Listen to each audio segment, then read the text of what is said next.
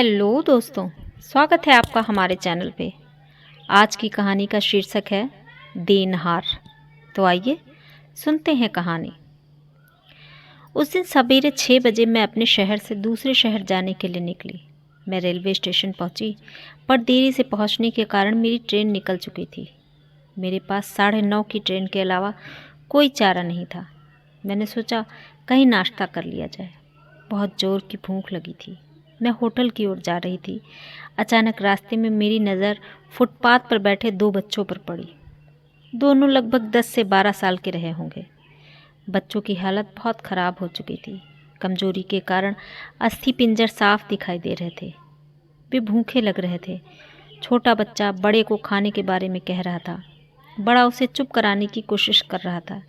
मैं अचानक रुक गई। दौड़ती भागती ज़िंदगी में पैर ठहर से गए।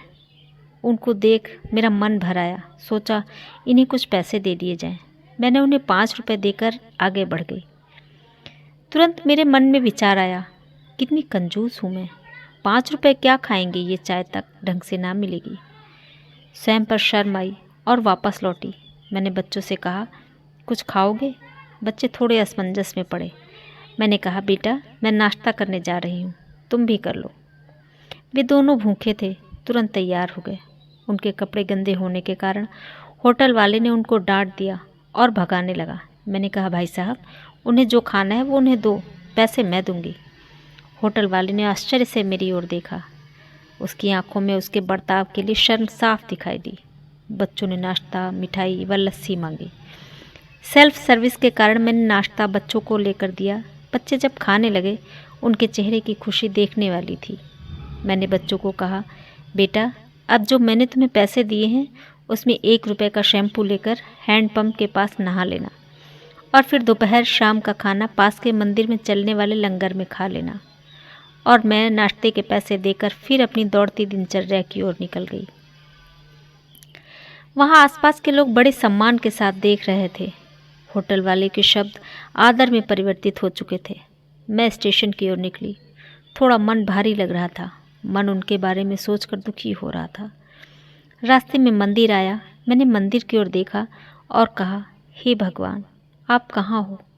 इन बच्चों की हालत, ये भूख देख आप कैसे चुप बैठ सकते हैं? दूसरे ही क्षण मेरे मन में विचार आया, पुत्री अभी तक जो उन्हें नाश्ता दे रहा था वो कौन था? क्या तुम्हें लगता है तुमने वो सब अपनी सोच से किया? मैं स्तब्ध हो गई। मेरे सारे प्रश्न समाप्त हो गए। ऐसा लगा जैसे मैंने ईश्वर से बात की हो। मुझे समझ आ चुका था, हम निमित्त मात्र हैं, उसकी लीला अपरंपार है। भगवान हमें किसी की मदद करने तभी भेजता है जब वह हमें उस काम के लायक समझता है।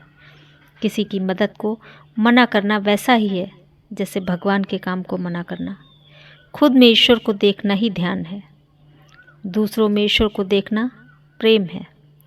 ईश्वर को सब में और सब में ईश्वर को देखना ज्ञान है। तो ये थी हमारी आज की कहानी।